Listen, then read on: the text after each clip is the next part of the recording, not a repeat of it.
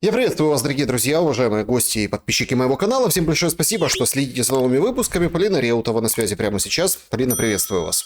Здравствуйте, Саша. Здравствуйте, уважаемые зрители. Друзья, подписывайтесь на Полину Реутову. Ссылки на ее мессенджеры в описании к этому видео.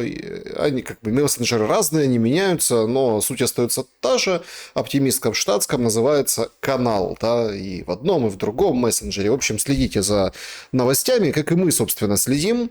И первое, о чем хотелось бы поговорить, наверное, о шоу Трампа. Но это прям праздник.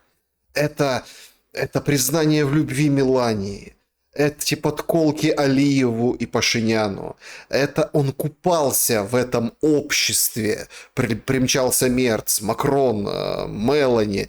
Эрдоган говорит: Мелани, я научу тебя бросить курить. Вообще смотришь за этим как за каким-то представлением, как за каким-то праздником жизни. Но ни Хамас, ни Нетаньяху, никого там не было. Все провозгласили мир на Ближнем Востоке, и что Третья мировая война, в общем, там, на Ближнем Востоке, не начнется. И все задаются вопросом: так а где же она начнется? Не в Украине ли? Что думаете?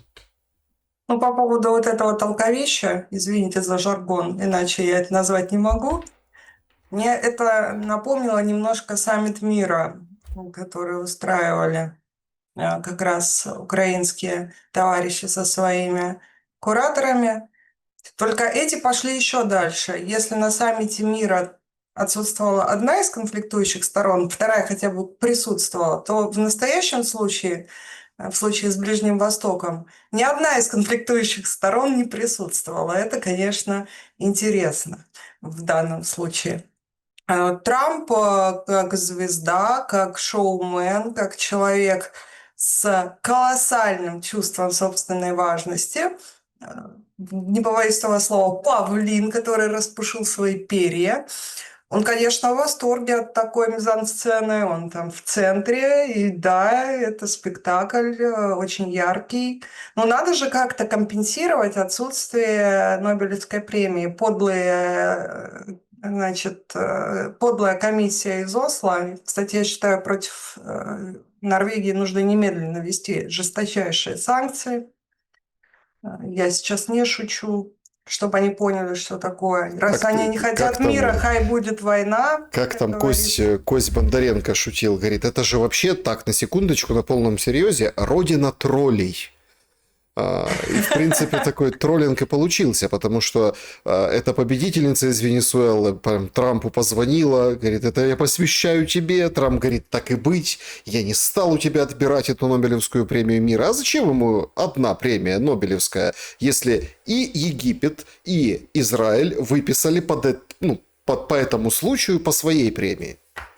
Но, насколько я помню, Трампа успел номинировать вовремя только один украинский народный депутат, который потом был и не рад этому и хотел было отозвать свою номинацию.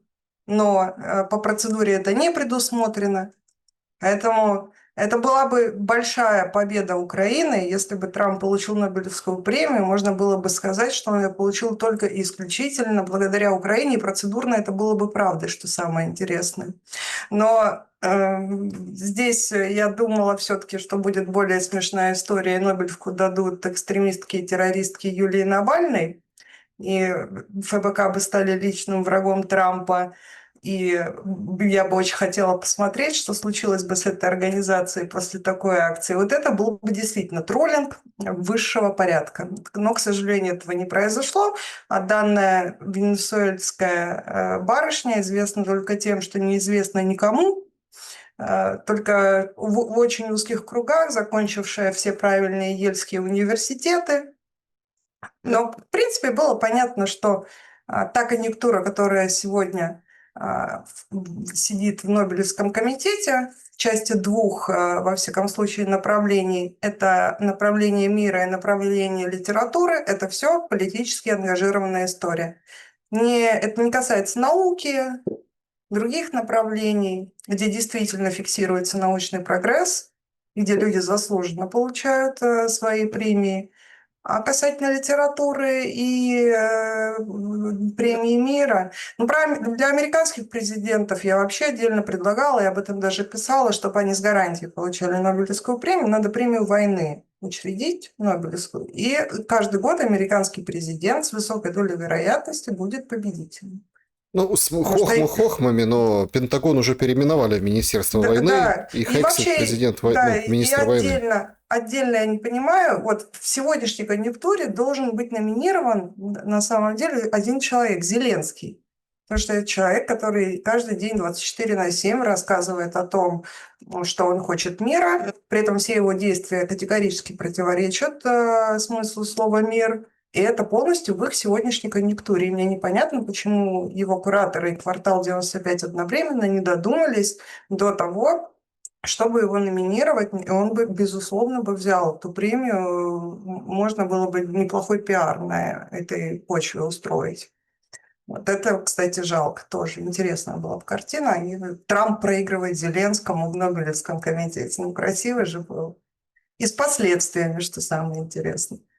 Вообще в цирк это все тоже предметно обсуждать. И сейчас главная интрига, пойдет ли Дональд Фредович с боевым походом и державным шагом на Венесуэлу спасать демократию и нефтяные вышки заодно в том направлении. Смотрите, Вот, ну вот тут это где главная интрига. давайте так, все-таки, ну, мы будем надеяться, потому что все-таки мир – это всегда лучше, чем война, и, слава богу, заложников 20 живых отдали.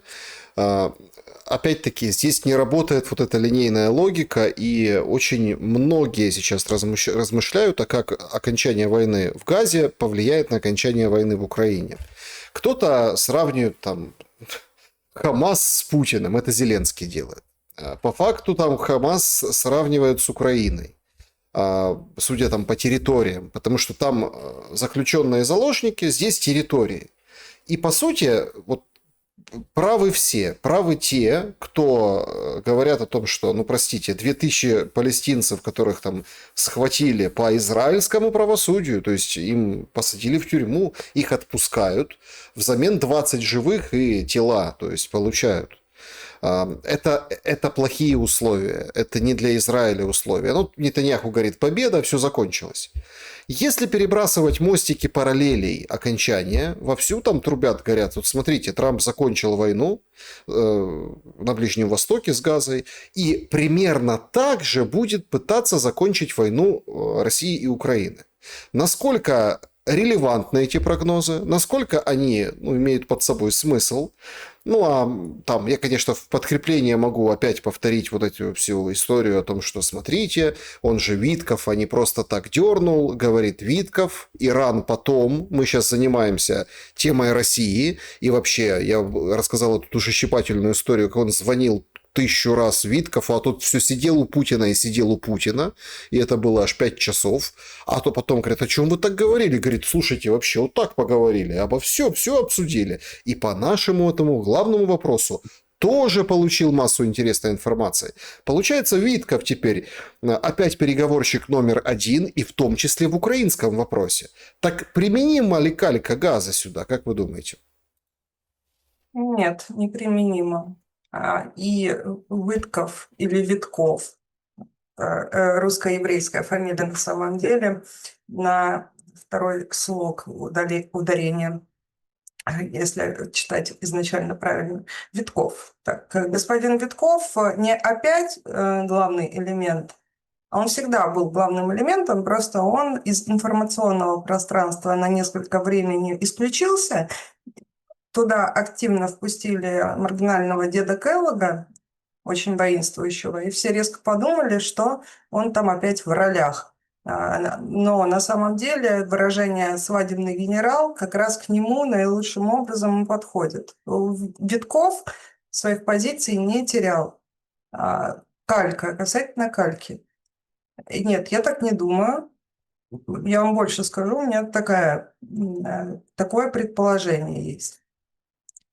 То, что Витков – это ключевой конвенциональный переговорщик, поскольку наше начальство тратило достаточно много времени на общение с ним, значит, он конвенциональный переговорщик, и общий язык с Владимиром Путиным и его окружением, очевидно, был найден. И это ближайший человек к Дональду Трампу. Это бесспорный факт. Это первое. То, что он сейчас будет заниматься Украиной снова, я думаю, что вполне вероятно. И с учетом того, что самопровозглашенный теперь уже, так можно говорить, президент Украины Зеленский вот-вот будет у них сбеговиська, классное украинское слово, ну, пока это так выглядит, как сбеговиська, с Дональдом Фредовичем. И параллельно заявления, если брать российской стороны, в том числе на высших уровнях, в том числе устами президента России Владимира Путина, который заявил, что действия продолжаются в соответствии с достигнутыми в Анкоридже договоренностями. И знаете, какой я вывод делаю? Я делаю вывод такой, что, скорее всего, был достигнут какой-то паритет там в Анкоридже, какой именно мы не знаем, но и Владимир Путин взял на себя какие-то обязательства, скорее всего, касательно Ближнего Востока, взаимодействия с Хамасом, с Израилем, с Ираном и, возможно, с Китаем. Предполагаю я. И я предполагаю, что те обязательства, которые он на себя взял, он выполнил. А теперь настала очередь Дональда Фредовича выполнять те обязательства, которые он на себя взял в Анкоридже, но уже касательно не Ближнего Востока, Восточной Европы, в том числе и Украины. И вот эти все движения вокруг Украины, все движения вокруг Украины с участием непосредственно Дональда Трампа, это непосредственно выполнение Дональдом Трампом тех обязательств, которые он дал Владимиру Путину в Анкоридже. Я так вижу. Это не Погодите, инициатива американского... давайте разбираться. Мне так представляется.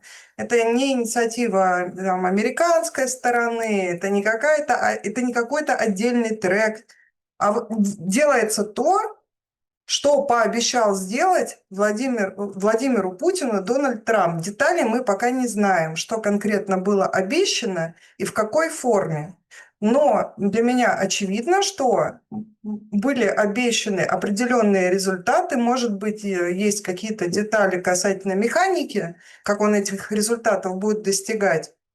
Но главное, как говорится, результат, а не процесс, несмотря на то, что мы в постмодерне живем, где процесс понад дусе.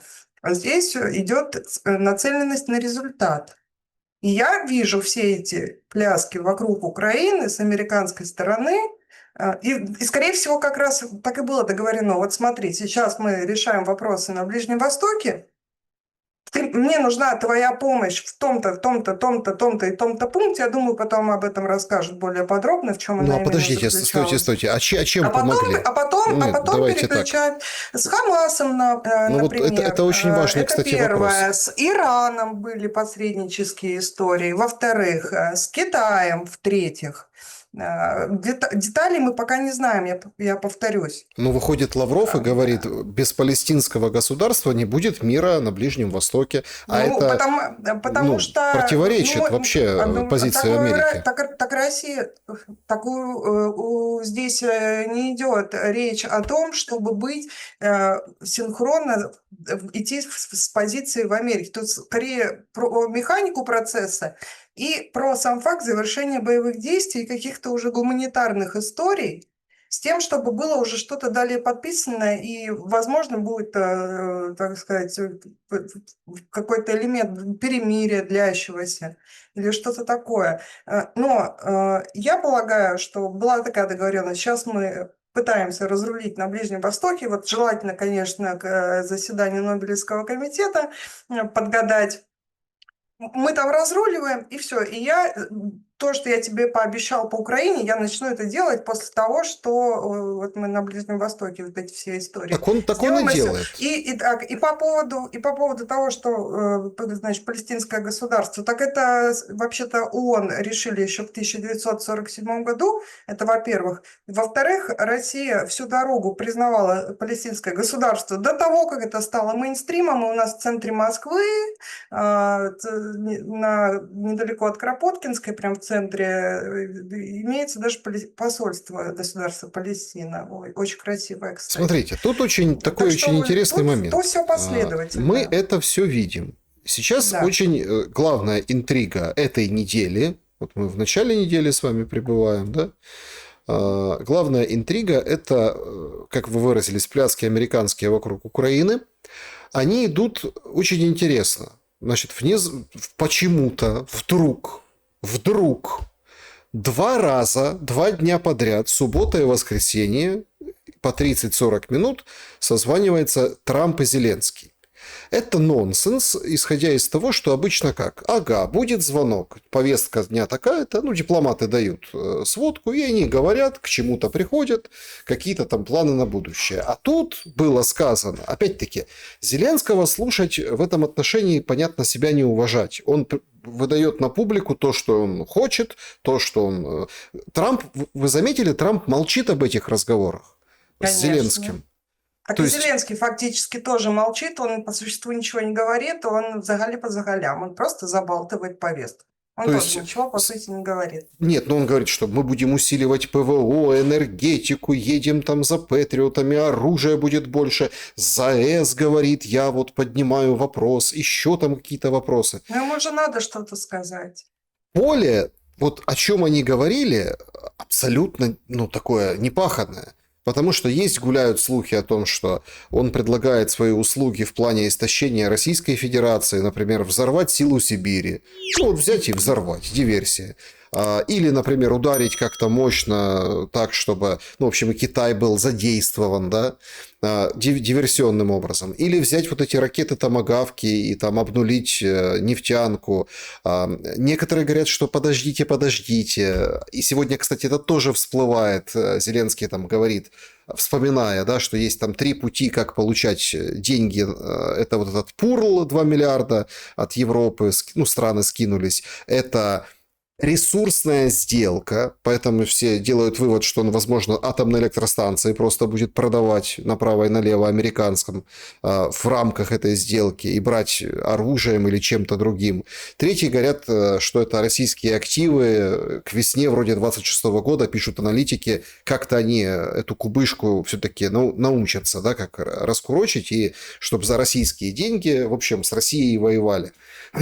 То есть там версий много, да, что есть даже политическая, я думаю, вы видели пост Трампа, хотя сейчас же фейерверк, фонтан, эмоции, сейчас он там и с Алиевым, и с Макроном ручку тянет, но он внезапно вспоминает об украинском импичменте 2019 года. Тоже версия, что будет Трамп политически использовать Зеленского. В 2019 году это не получилось, а тут Зеленский может вильнуть красиво кормой и раз...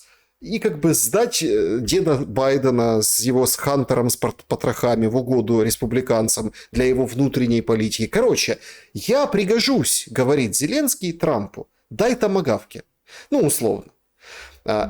И тут едет Свириденко и Умеров, а в пятницу сам лично Зеленский. И это все подтверждается и заранее анонсируется.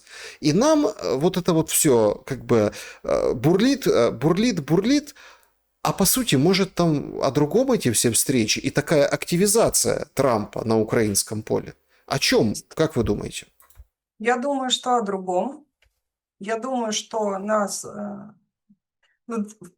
та динамика, которая сейчас с Газой и Израилем, да, если немножко вернуться, она для многих стала неожиданностью. Правда ведь? Мне кажется, что сейчас происходит, возможно, какая-то динамика, которая для нас тоже станет неожиданностью. Причем в некоторых деталях, возможно, мы сильно все будем удивлены. А вот этот шум про «дай томагавки» и т.д. и т.п., то, знаете, уже ходит мем, американцы отправили томагавки на Украину, но есть нюанс. Ну, это, конечно, злая шутка, но тем не менее, я к тому, что это просто шум, как мне кажется, для того, чтобы заполнить пустоту и как-то оправдать. Значит, вот эти вот все частые сношения, которые в последние дни происходят между Украиной и Соединенными Штатами.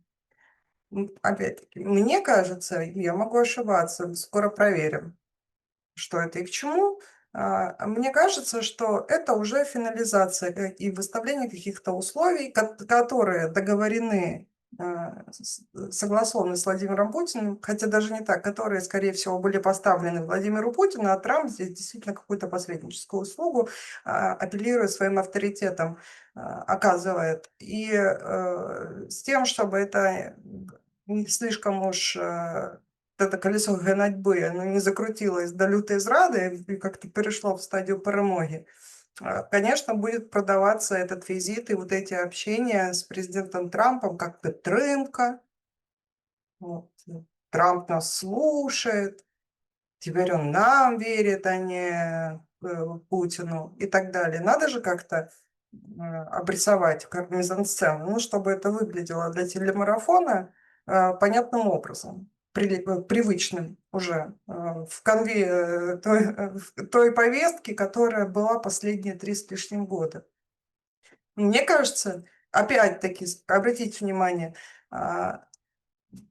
администрация Трампа вот в этой итерации, она примечательна тем, что оттуда очень мало утечек. Вот глобалистов у демов всегда все утекало максимум, там, если не через 2 часа, то через 12 в их прессу, и все было близко к правде. То, что сейчас пишут, всякие маргинальные, как я считаю, издания, там из серии The New York Times, там The Guardian, если там бритов брать с острова. Ну, вот этот англосаксонский, вот это кубло змеиное, которое считает, что она пресса, там, что не почитаешь, неназванные источники из администрации. Я специально проверяю, но в 90% случаев информация в итоге не подтверждается, а неназванные источники находятся исключительно в голове авторов. И в этом сейчас очень интересная особенность данной администрации. То, что даже с украинской стороны особо никаких утечек нет, там, видимо, что-то очень интересное происходит. И прям поставили на вид, что это не должно утечь никуда, потому что если бы что-то утекло, было бы понятно, откуда. Потому что с американской стороны утечек нет. Вот прям, ну, практически нет. Либо есть, но очень контролируемые и, как правило, в Axios. Либо может разрешать что-то Fox News опубликовать, хотя уже реже. Вот, как правило, что-то в Axios выходит, это значит контролируемая демовская, точнее, республиканская утечка. А то, что сейчас нет утечек, только подтверждает, как мне представляется, нашу гипотезу, что там мы на пороге какого-то грандиозного шухера, в том смысле, что будет какой-то интересный процесс начинается. И я все-таки считаю, что этот процесс не что иное, как то, что Дональд Фредович приступил к выполнению тех обязательств, которые он на себя взял перед Владимиром Путиным касательно украинского и европейского, наверное, если глобальнее вопрос, особенно Восточной Европы. Вот, собственно, сейчас идет формализация вот этих историй. Не факт, что мы прям в пятницу что-то конкретное услышим, хотя, может быть, и услышим что-то прям громкое такое, да, или несколько раньше. Но мне кажется, что это как раз Дональд Фредович решает вопрос, ну, во всяком случае, пытается его решить в соответствии с тем, что он пообещал Владимиру Путину. Заметьте, тут тоже в пользу этой версии выступает тот момент, что с Путиным не созванивается даже Трамп. Ну, говорит, откуда вы знаете, что не не-не, имеется в созванивались? виду, ну, подождите, публичный Ну, созвон с Путиным? Нет. Он публично, говорит, да. я ему позвоню, расскажу про томагавки. Ну, например, да, вот это мы от него слышали. Известно, что созвонов непубличных было, ну, если не в несколько раз больше, но Ну, побольше четыре. было. Четыре мы считали, когда Трамп только зашел на должность. Это только из того, что известно. Это, и причем говорят же, контакты с Белым домом не прекращаются. А контакты-то, они могут быть на разных уровнях. Ну, погодите, Если нам не сообщают о том, что Дональд Фредович позвонил Путину или наоборот, это совершенно не значит, что Дональд Фредович не позвонил Путину. а Или зачем Путину. тогда Рябков говорит, что дух, импульс мирный Анкориджа выветрился? Сразу быстро Я вышел думаю, что Ушаков, говорит, нет. я думаю, это по линии все-таки Министерства иностранных дел. Возможно, имела место какая-то несогласованность, ну вот в этой части. Я думаю, что это может быть небольшой пиночек Госдепартаменту, их коллегам прямым.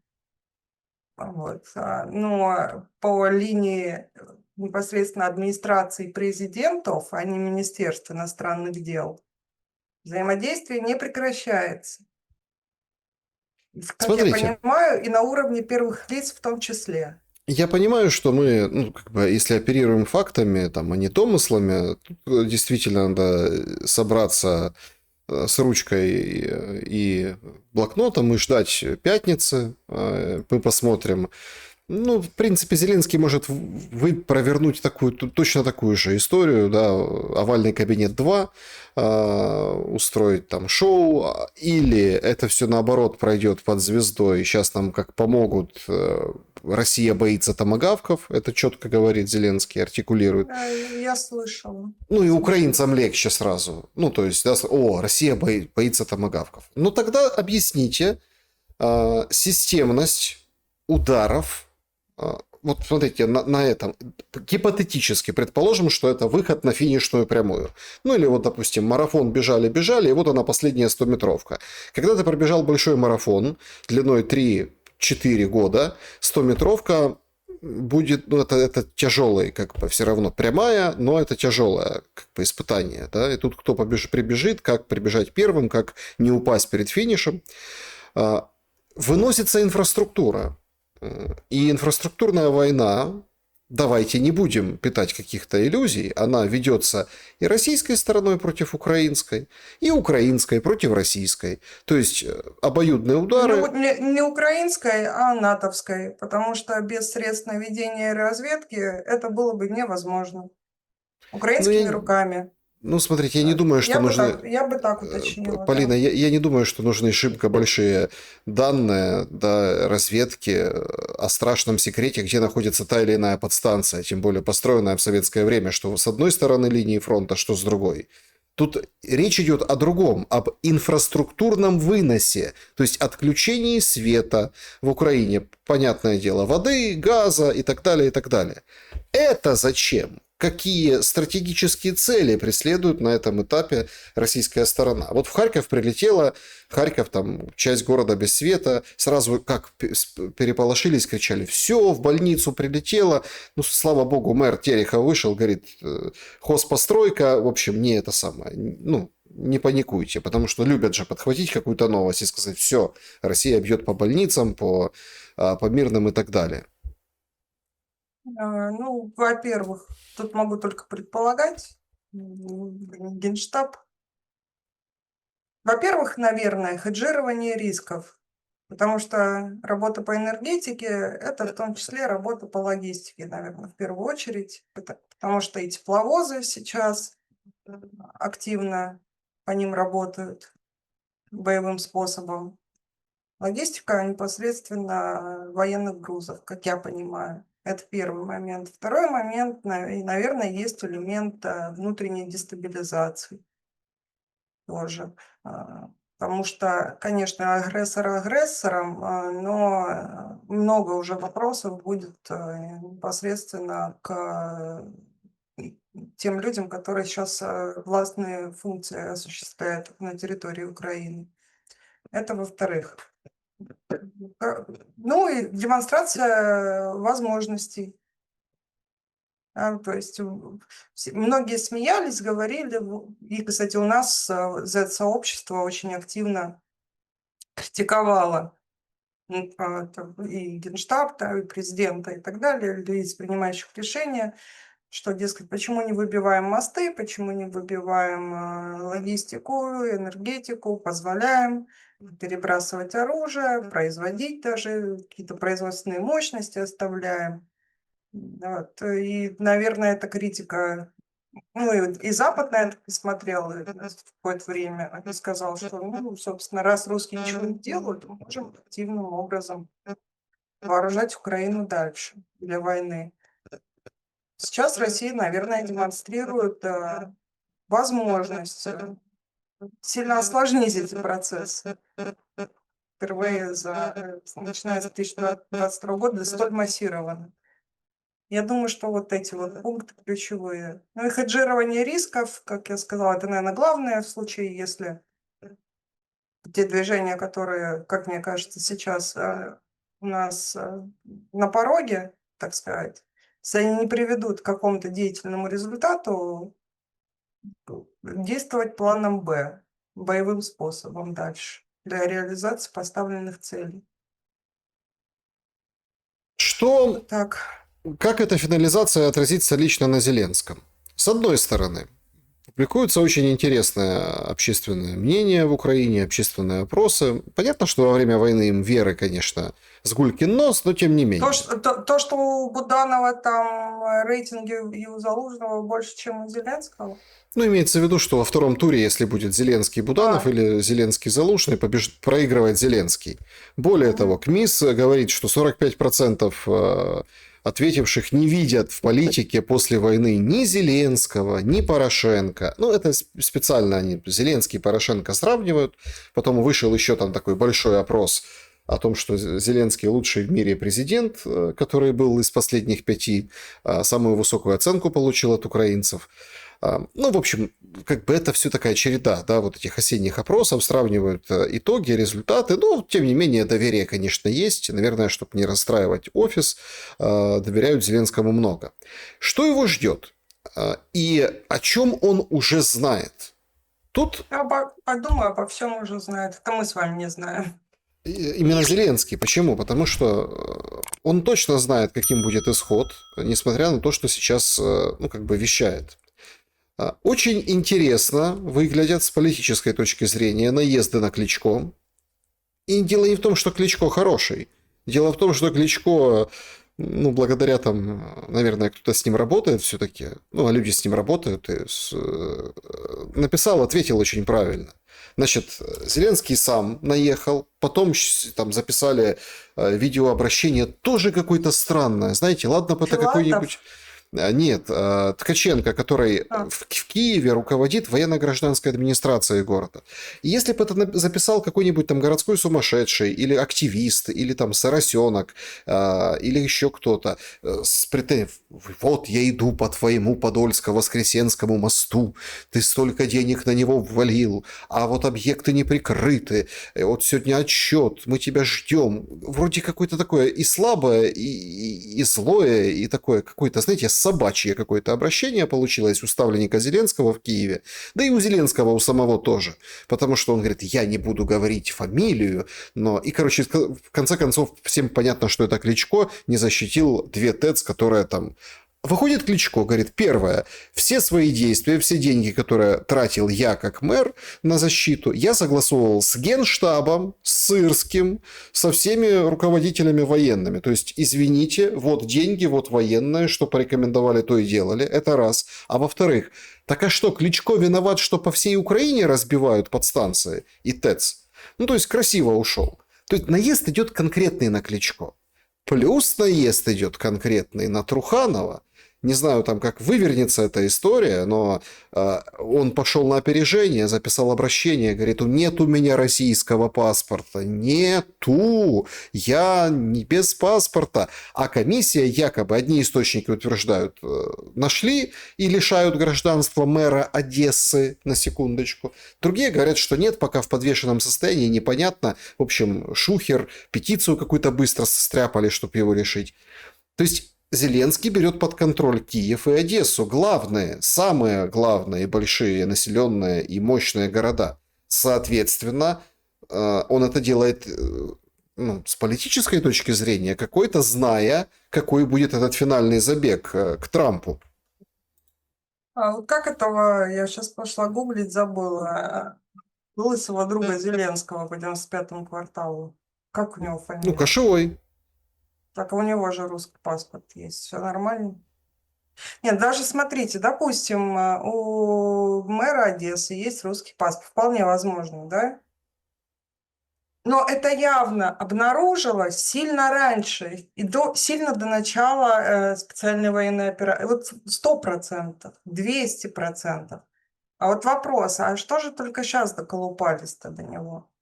Ну, то есть это, конечно, избирательная такая политика. Ну, точнее, не политика, а серпентарий. Это политические разборки такие, причем довольно грязного толка. С учетом того, что Кличко – это тип связи, как не только лишь все могут себе такие связи позволить, как есть у него, да, одна венская встреча чего стоит, когда посидели и порешали небольшим между собойчиком с интересными олигархами, да, кому ж выдвигаться, вроде и Порошенко был выбран, а не Кличко. И, как я понимаю, у него довольно сильные связи и позиции лоббисты, и по этой, касательно Кличко. И у них давний конфликт с Зеленским. Ни для кого это не секрет. Видит он здесь политического оппонента. И мне кажется, здесь включилась уже паранойя у него, что с учетом их взаимной, в кавычках, любви, Кличко может включить свои старые подвязки и довольно серьезно поработать по Зеленскому и про коррупционные темы рассказать. Он много чего знает. Это может просто наружу полезть.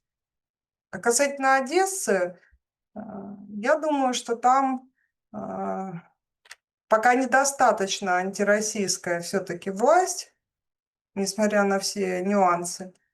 Они в этом видят угрозу.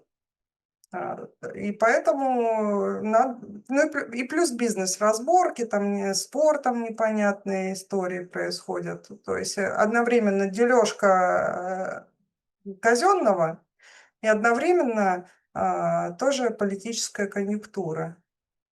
То есть она все-таки, несмотря ни на что, несмотря на тот беспредел, который там, что-то кастрюли понаехали в огромных лютых количествах, украиномовни, разные маргиналы там свои порядки пытаются устанавливать, Одесса все-таки как-то еще пытается еще сохранять хотя бы на общественном уровне свою самость. Хотя это вот очень трудно делать. Ну, наверное, одно из мест, где более или менее хотя бы что-то получается. Может быть, Пушкин, который в ЮНЕСКО в объекты культурного наследия входит, охраняет это место, что снести хотя бы его нельзя по той причине, что он в этот список входит. Может быть, Александр Сергеевич помогает многострадальной Одессе еще какой-то ум-разум сохранять, несмотря на вот этот облучатель, зомбоящика, дебилизатор, который там активно работает, не говоря уже о политиках. Вот здесь политические темы. В случае с Кличко прям строго политически, мне кажется, что он реально его боится. И боится тех подвязок, которые, в том числе, и даже в первую очередь на Западе, которые есть у Кличко. У него там связи будут здоровы. Одна фрау Меркель, кстати, чего стоит, весьма восхищенно о нем отзывалась. Прям отдельно ему даже посвятила несколько строк в своих мемуарах. помянув, что данная дама, данный кадр, значит, чемпион мира по боксу. Ну, когда она описывала события, там, постмайданные, майданные. То есть, кстати, рекомендую всем почитать. Удивительнейшее, вы можете узнать вещи оттуда интересные. А по поводу мэра Одессы, по поводу Филатова, здесь и политика,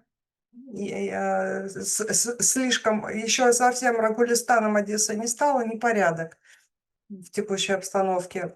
И, возможно, прочухали какую-нибудь историю, что, может быть, какие-то контакты с русскими были налажены, обнаружились. Такое тоже может быть. Хотя к Терехову тогда надо много вопросов задавать. Там это образец ждуна был, между прочим. Там, если мне память не изменяет, в Харькове глава местного СБУ сейчас в клетке. Вот, а Терехов отделался легким испугом пока. Но он же тоже был готов другую сторону выбрать в первые дни СВО. Это ни для кого не секрет. Может быть, что-то выяснилось и касательно руководителя Одессы, господина Филатова, и в этой части. Может, какие-то сепаратные общения с крайней агрессоркой обнаружились, либо они так считают, что они имеют место быть. Ну, здесь больше, чтобы наместник более сговорчивый был, и чтобы бабкой делился по возможности. Тем более город портовый, денег там много, текут рекой, как говорится. Это я так вижу эти разборки. Очень такой парадоксальный момент. Вообще много каких курьезов возникает. Там же День военно-морского флота Соединенных Штатов Америки. И в соцсети X очень много открыток. Ну, люди поздравляют друг друга, поздравляют себя. Ну, в Иксе, да. И тут пригляделись на все 250 лет, смотрят, а там через один, если не каждый, российский корабль изображен на каждой открытке в Иксе. Это, конечно, такой жуткий, как такой... Ну, это то есть, кошмар. То есть не они просто красивые, сняты на обложке, помещены, вот сделаны вот в эти самые, ну вот это все. То есть там, нет, попадаются, конечно, вот эти авианосцы, да, там конкретные, там, Джеральд Форд и так далее. Ну так вот, те, которые неугадываемые для красоты, помещенные, что типа День военно-морского флота, ну там российские корабли. На днях всплыла лодка подводная российская. Да. Варшавяночка, красотка. Молодец. Нет, причем сказано было, что она чуть ли там не бедствие терпела, поднялась, а французский корабль за ней наблюдал. Я хотел бы все-таки, чтобы вы прокомментировали геополитическую обстановку и работу на обострение. Вообще, в принципе, кричать об обострении очень выгодно. И я вот помню, да, вот вы даже в начале разговора там пробросили о том, что Трамп пойдет на Венесуэлу. Да толку ему идти на эту Венесуэлу, подождите. Ну, не, я сказала, что это раскручивается, и все ждут, случится ли оно. Понимаете, в чем дело? Тут тоже такая интересная история с той же Венесуэлой.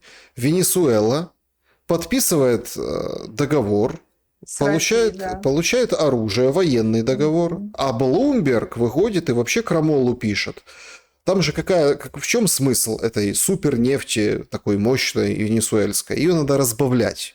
Нафтой. То есть, для того, чтобы разбавить ее и потом использовать, и тогда это получается объем больше. В общем, круто, выгодно.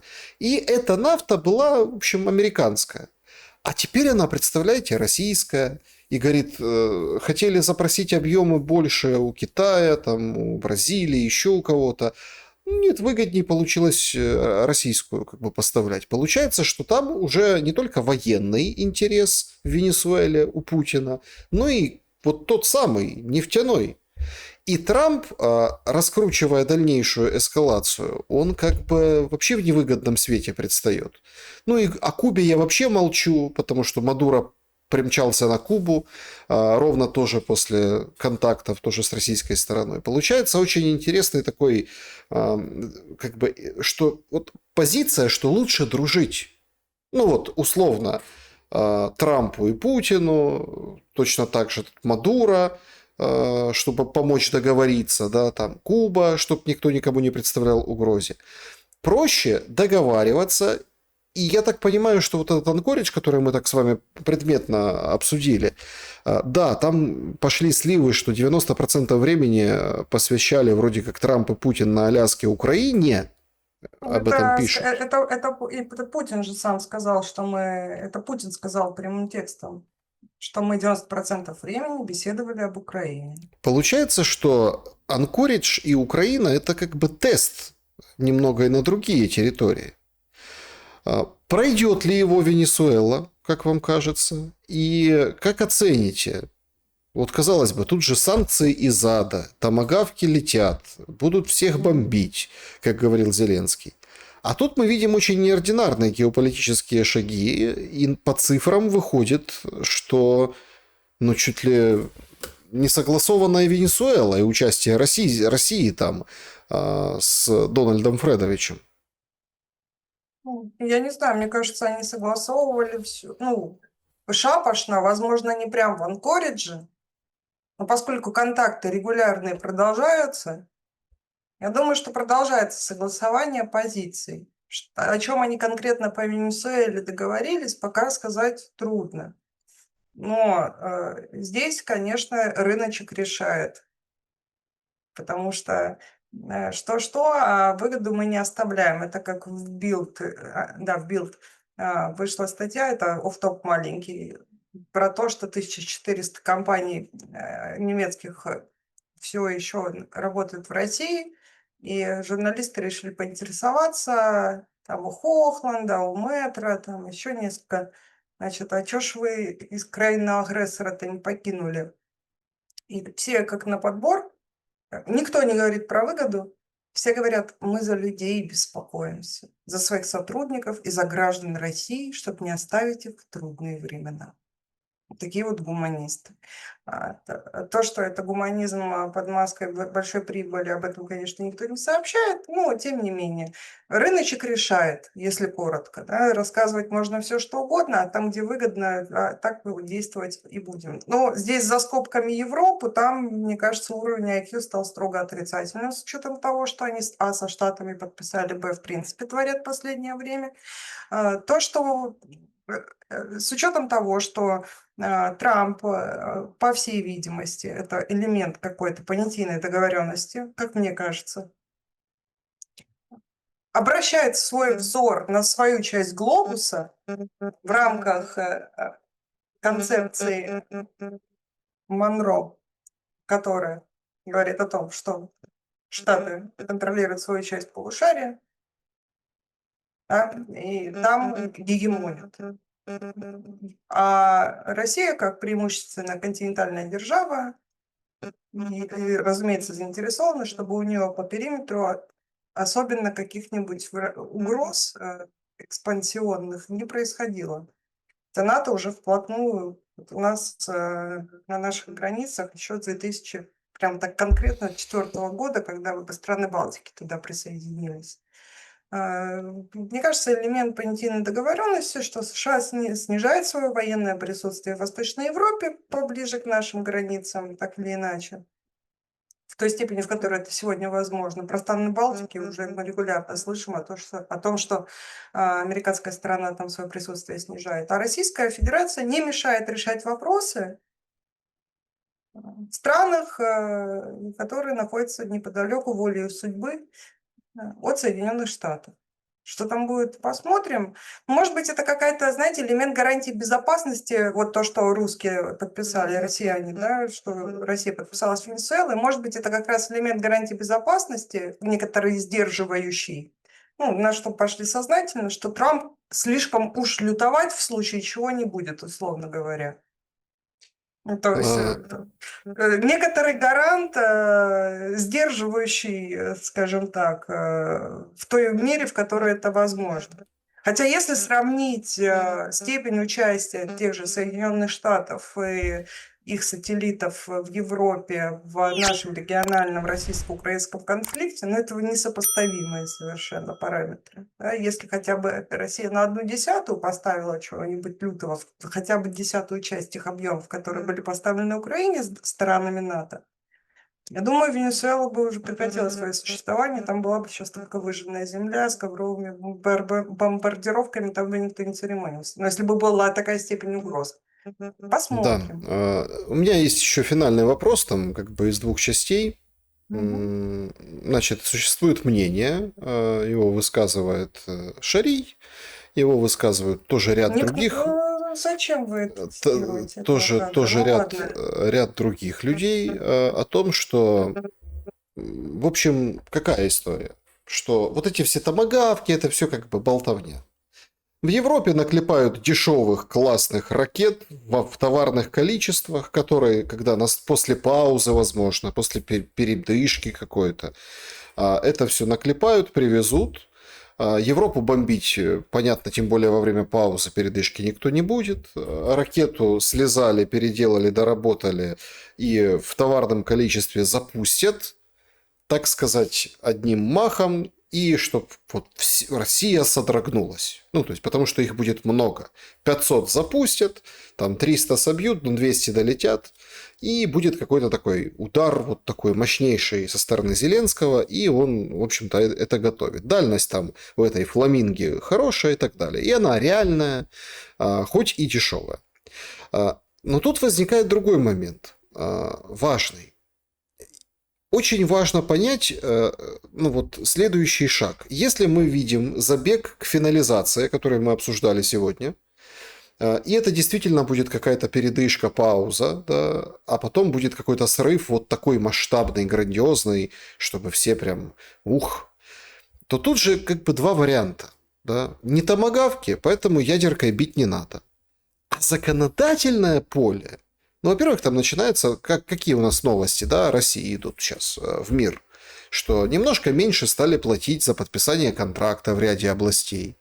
В общем, как-то немножко там прибуксовывают вот эта вот история с добровольцами. Уже потихонечку резервистов и хотят их законодательно обязать возможность, ну, в общем, использовать их за границей, резервистов, то есть в Россию вносят такой закон, такое предложение. Плюс набор срочников круглогодичный. Короче, обставляется структура еще большей мобилизации. То есть, как бы Кремль готовится. То есть, вот этот вот условный, гипотетически, если он произойдет, может быть какой-то другой, ну, такой мощный удар по России, ну, как вот Зеленский хочет, чтобы вот, это автоматом врубит мобилизацию и, в общем, всех попрут вперед. Ну, то есть Это на Люся Украину. Карамелька рассказывает такую версию, я слышала. На это расчет. И условно, если есть вот один шаг, за ним идет второй, какой будет третий? Так, давайте по порядку. Тот кадр, на которого вы сослались, по фамилии Шари, чья причастность к поджогам в Российской Федерации доказана российским судом, поэтому этот человек является террористом, экстремистом, и это вопрос времени, когда это будет признано российским законодательством официально. Кстати, вот он более заслуженно, чем тот же экстремист и террорист Арестович, потому что Арестович хотя бы не призывал подростков к совершению терактов на территории России, непосредственно не вовлекал их через Даркнет к этим действиям. Хотя бы. Это не моя придумка, это доказано российским судом, и моя семья лично с поджогами, инспирированными этим кадром, столкнулась 11 раз. Это так, офф-топ. Теперь по существу. Все, что он говорит, есть удивительное свойство, он говорит, и происходит ровно наоборот. Все его инсайды, это давно замечено, сбываются с точностью до наоборот. И, как правило, выдуманы из башки с целью, чтобы мы с вами это процитировали. Особенно российские средства массовой информации. Это делается исключительно ради этого, всегда в 100% случаев.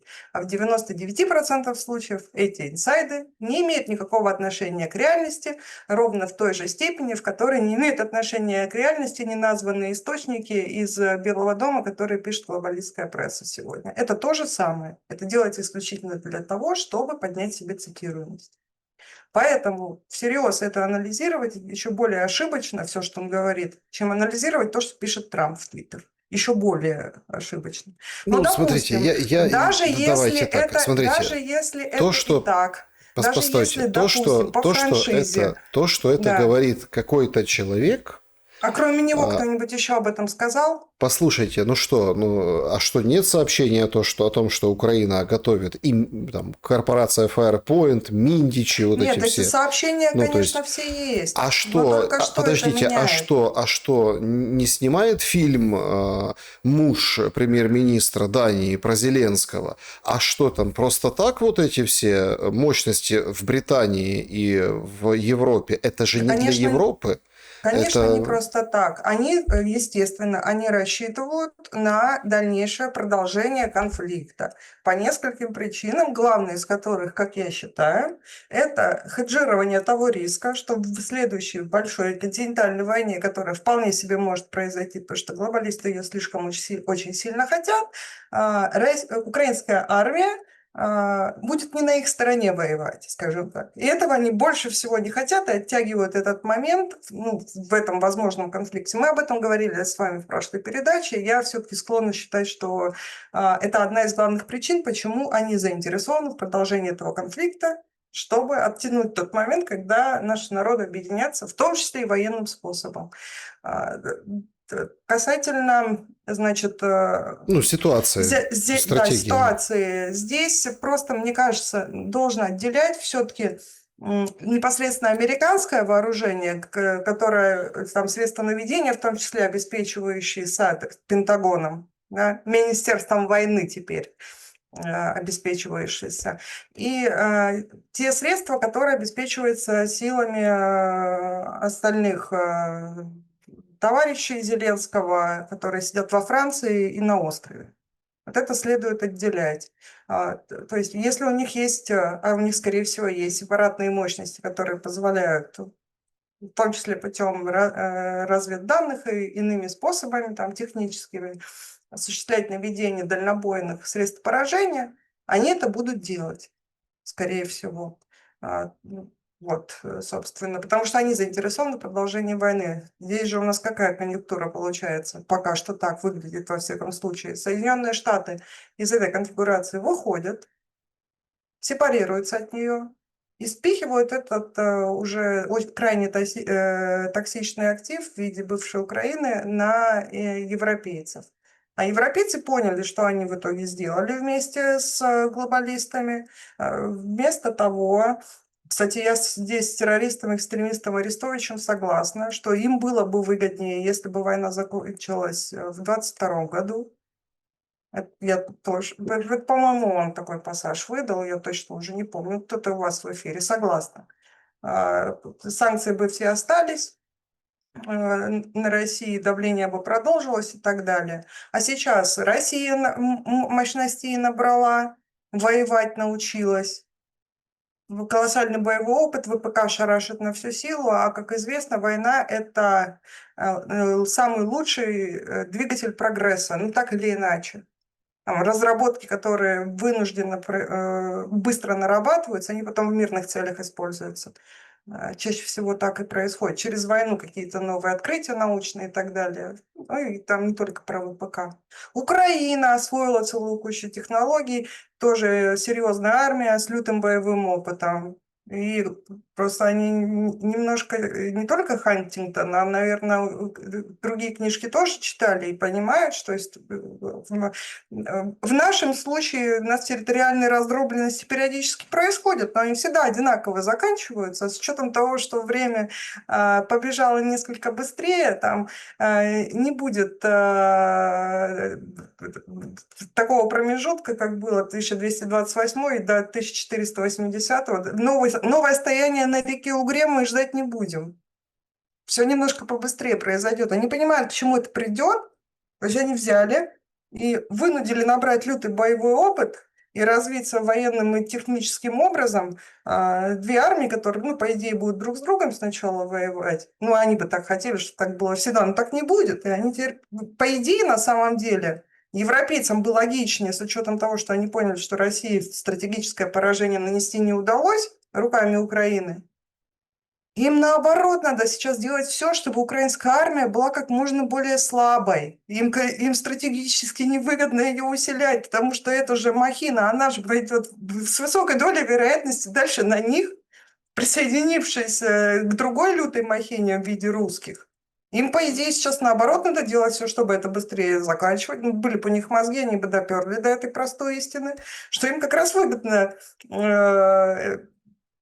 если так стратегически посмотреть, не на 5 лет вперед, а на десяточку, хотя бы на 15. У И меня то, я думаю, есть, все быстрее вы, произойдет. вы знаете, вот это у меня есть очень глупый Им, такой, им, а, бы, им бы наоборот, как бы, не надо, чтобы мы развивались военно, ни одна, ни другая сторона. Потому у что меня есть, это все может в симбиоз слиться, это будет лютая жуть для них. есть очень такой глупый вопрос, вот когда критикуют и говорят, да что вы там вот это, и это правда, то есть это выглядит как дичь, когда Россия и Украина воюют там не на смерть, не на жизнь, а на смерть, да, и что они там объединятся, пойдут на Европу, и все спрашивают, ну а что идти на Европу, зачем идти? Вот сейчас даже никто не хочет идти на Европу в России, а если, например, даже потенциалы соединят за долги,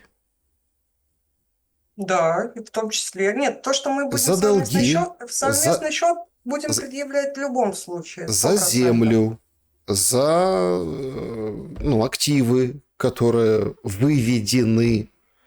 То есть тут, смотрите, исторически, опять-таки, я беру историческую рамку. Я сейчас не, там, это не пропаганда, ни в коем случае. Это так бывает. Когда условно у тебя ну, заходят, да, они там развивают какие-то территории, там, на Донбассе, меценаты, европейцы, но потом случается вот эта красная революция, понимаете, раскулачивание и фабрики, заводы там рабочим, землю крестьянам. То есть это просто виток такой исторический, поэтому тут очень важно. Ну и про мобилизацию в России все-таки. Я, честно, не вижу ни одной предпосылки на данном этапе, что будет мобилизация. И я повторю свой тезис, в прошлой передаче я говорила об этом, что даже, допустим, у нас идет увеличение численности личного состава, но это совершенно не значит, что это направлено против Украины и рассчитано на украинскую кампанию. Это, в принципе, рассчитано на усиление нашего присутствия на своих западных рубежах, потому что там больно уж много неадекватов окопалось в НАТО входящих, между прочим. А по поводу того, что зачем там пойдем на Европу, не пойдем, да, давайте возьмем тот же, допустим, 1945 год, когда уже советская армия, уже потом с кратно увеличившимся количеством союзников, шла дальше, шли не с целью экспансии, а с целью увеличить буфер безопасности подальше от своих границ, сделать буферную зону, там дальше это стало Варшавский договор, кстати, созданный в ответ на создание НАТО. Сначала было НАТО, а потом Варшавский договор, не наоборот. Это просто у нас некоторые пропагандисты не любят об этом неудобном факте вспоминать. Но ситуация именно в таком порядке развивалась. Зачем шли дальше туда? Конечно, нанести поражение, безоговорочной капитуляции на Рейхстаге, это понятно. Ну а дальше присутствие, это буфер безопасности было, особенно с такой страшной войны. То есть это не с имперскими целями русские шли на Европу.